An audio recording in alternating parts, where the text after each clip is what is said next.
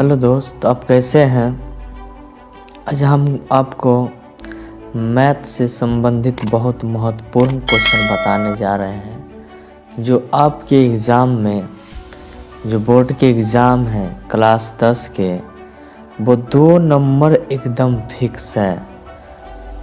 यानी ये हिसाब आप अगर बनाना सीख जाते हैं तो समझिए कि 2 नंबर आपका हो गया। यानी इसमें कुछ नहीं करना है, बस थोड़ा सा ध्यान देना है। एकदम हल्का हिसाब है और इससे आप 2 नंबर प्राप्त कर सकते हैं।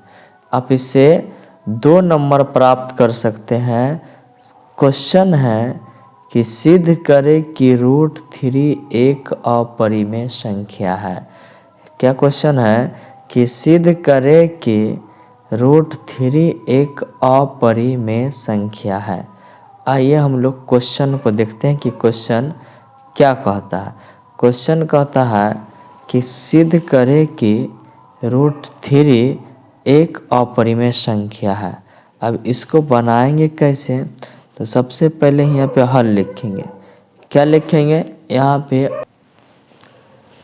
तो क्वेश्चन है कि सिद्ध करें कि √3 एक अपरिमेय संख्या है। पहले यहाँ पे हल लिखेंगे।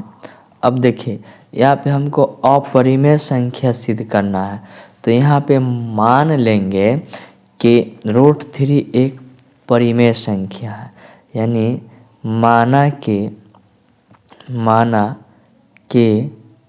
√3 एक परिमेय संख्या है। कौन संख्या है? परिमेय संख्या। यानी हम इसको मान लिए हैं परिमेय संख्या। क्या मान लिए हैं? परिमेय संख्या। तो परिमेय संख्या बराबर जो होता है वो P/Q के रूप में होता है। किसके रूप में होता है? P/Q के रूप में। देखिए P/Q के रूप में, तो बराबर हम इसको लिख सकते हैं √3 जहाँ यहाँ पे लिखेंगे जहाँ Q बराबर नहीं है 0 के। यानी Q जो है वो उसका मान 0 नहीं है। अब यहाँ पे लिखेंगे दोनों तरफ वर्ग करने पर। देखिए ये दोनों तरफ वर्ग कर देंगे। दोनों तरफ वर्ग का मतलब होता है स्क्वायर करने पर, दोनों तरफ वर्ग करने पर। अब जब वर्ग करेंगे तो देखिए ये P² हो जाएगा। क्या हो जाएगा? P²। ये हो जाएगा Q² अब बराबर √3 का स्क्वायर। तब हम इसको लिख सकते हैं कि P² बटा में, देखिए P² अब बटा में Q² अब बराबर √3 का अगर स्क्वायर करेंगे हम, √3 में √3 से गुना करेंगे तो वो हो जाएगा माने 3 हो जाएगा। क्या हो जाएगा? 3 हो जाएगा। अब हम इसको ऐसे देखिए यहाँ पे कितना Q है? 2 Q है, तो E इसके गुना में है और यहाँ पे अगर मान लीजिए कि बटा में एक, कोई भी अंक के बटा में एक छुपा रहता है, तो हम इसको ऐसे लिख सकते हैं P² अब बटा में एगो Q इधर दे देते हैं। अब बराबर हो जाएगा आपको एगो Q यानी 3Q। कितना हो जाएगा? 3Q। अब एक बात बताइए कि ये P और Q जो है ये तो भिन्न के रूप में है। किसके रूप में है? भिन्न के रूप में। और 3 और Q जो है वो एक पूर्णांक है। क्या है? एक पूर्णांक है। तो कहने का मतलब है कि ये भिन्न जो है वो पूर्णांक के बराबर कभी हो सकता है? कभी नहीं हो सकता। भिन्न कभी भी पूर्णांक के बराबर कभी नहीं हो सकता है। तो यहाँ पे हम लिख सकते हैं कि, तो देखिए कि भिन्न, ये क्या है? ये भिन्न है। ये भिन्न अब बराबर पूर्णांक, बराबर हम लिखेंगे यहाँ पे पूर्णांक, यानी पूर्णांक लिखेंगे। ये कभी संभव नहीं है, यह कभी संभव नहीं है कि भिन्न और पूर्णांक आपस में बराबर होगा, यानी नहीं है कि भिन्न पूर्णांक के बराबर होगा। देखिए, भिन्न पूर्णांक ये कभी संभव नहीं है कि वो दोनों आपस में बराबर होगा। हम यहाँ पे लिखेंगे अतः, क्या लिखेंगे? अतः हमारी मान्यता गलत है, अतः हमारी मान्यता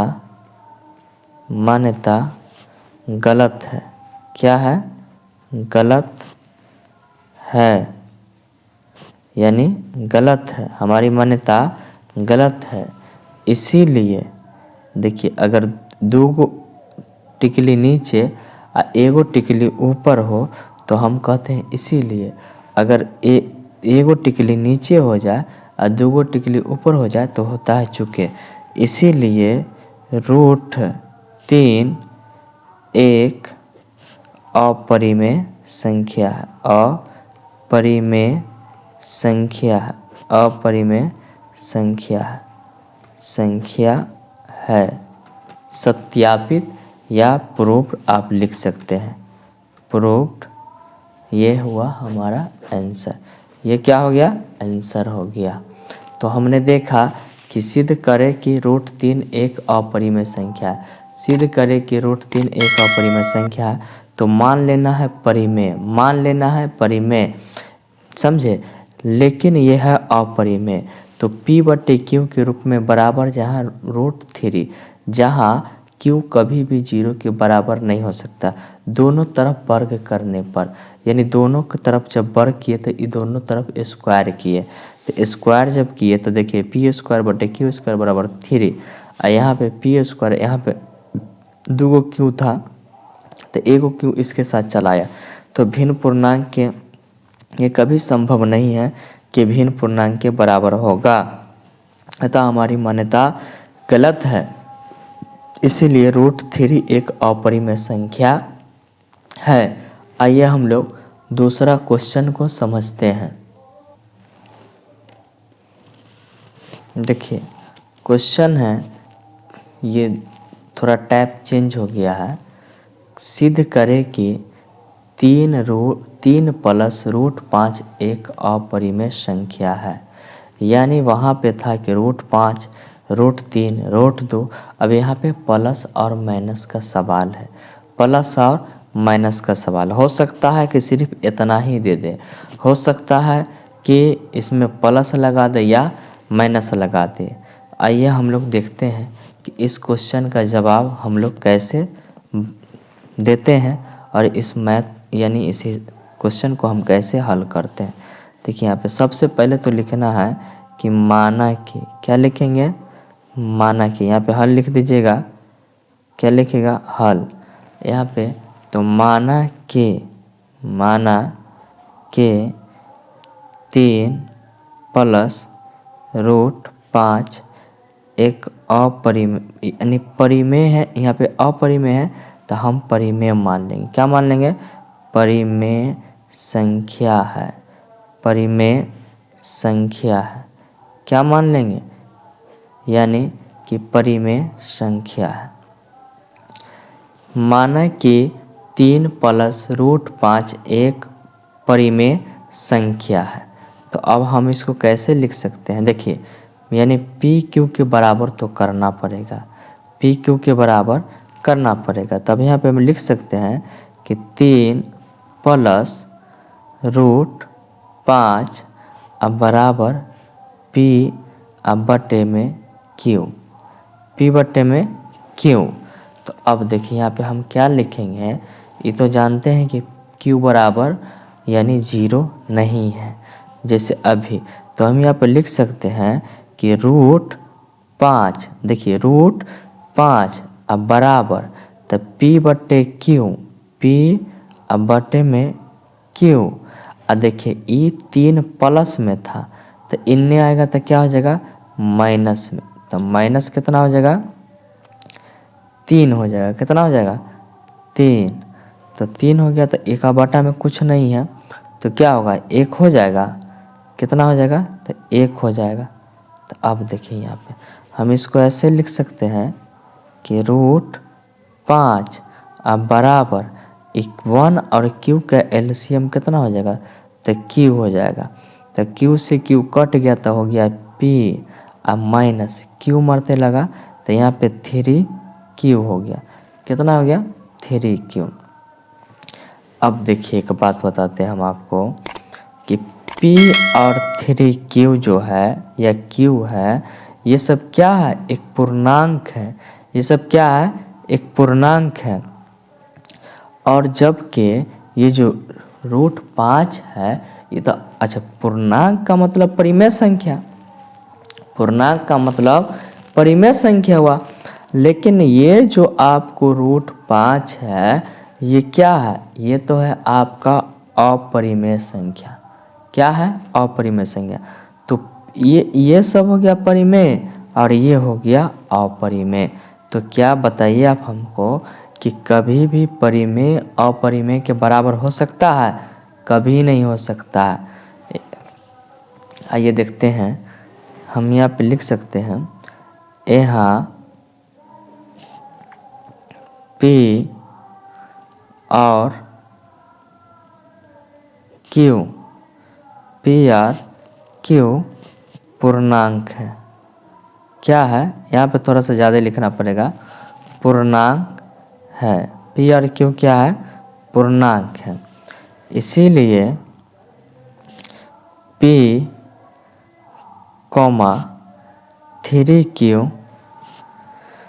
3q उसके बाद q है, q भी एक पूर्णांक है। यानी p या माइनस यहाँ पे माइनस लगा सकते हैं p माइनस 3q, q भी एक पूर्णांक है। क्या है एक पूर्णांक है।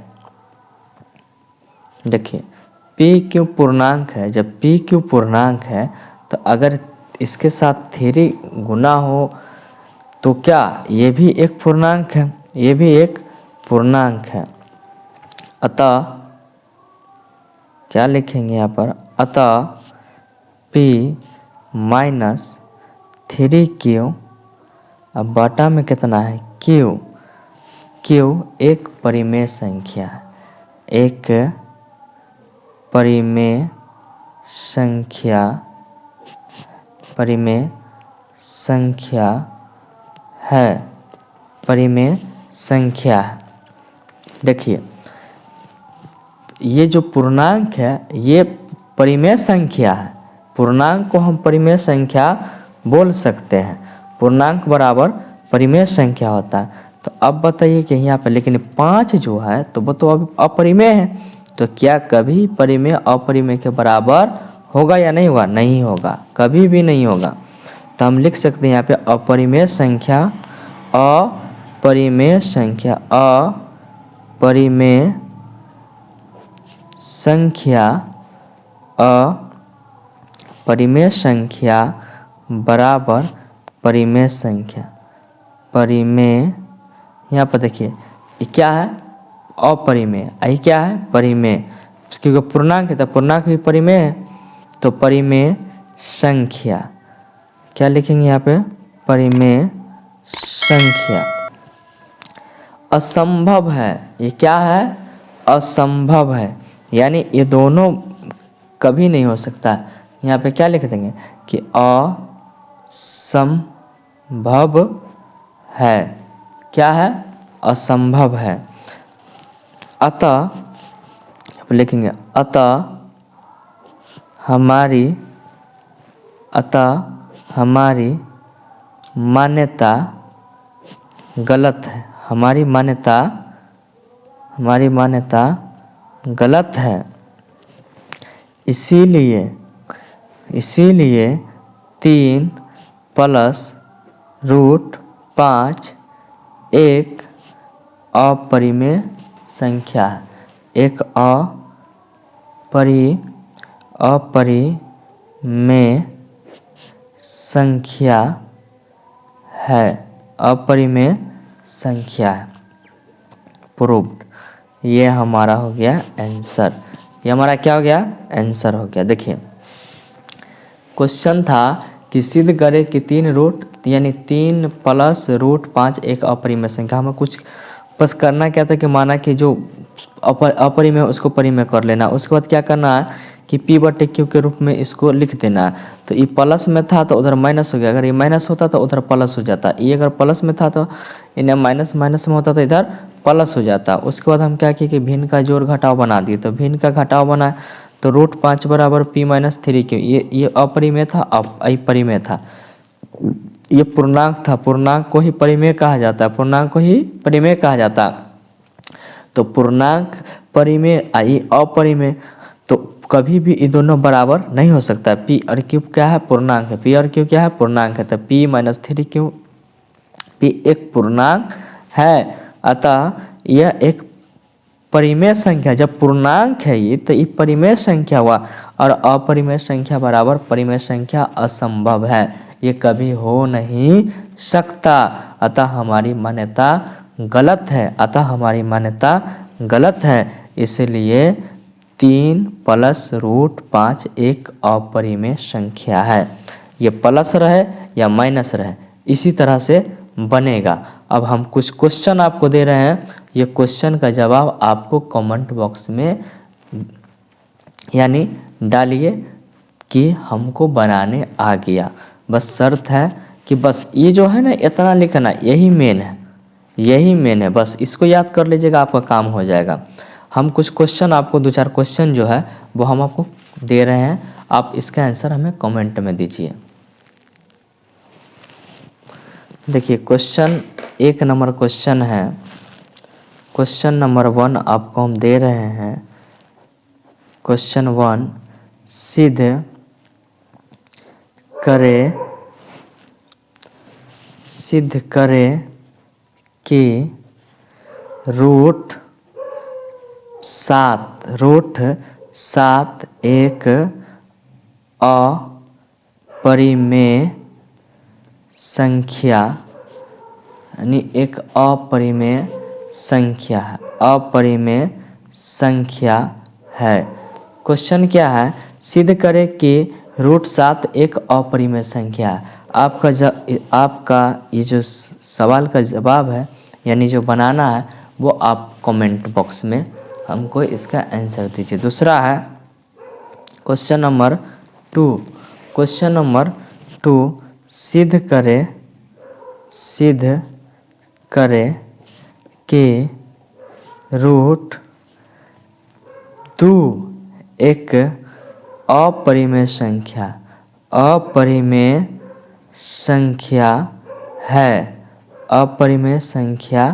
है। क्वेश्चन नंबर 3, आप इसको A-B-C-D भी कर सकते हैं, A, B या इसको C कर सकते हैं। देखिए सिद्ध करे के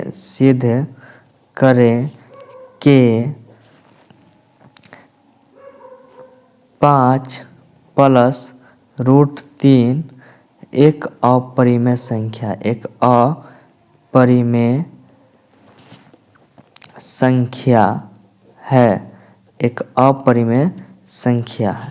क्वेश्चन नंबर D, सिद्ध करे कि 7 + √5 एक अपरिमेय संख्या है। देखिए इसका आंसर जो हम बोले हैं कमेंट में डालने के लिए, तो इसका आंसर तो मान लीजिए कि इसको तो पूरा बनाना पड़ेगा।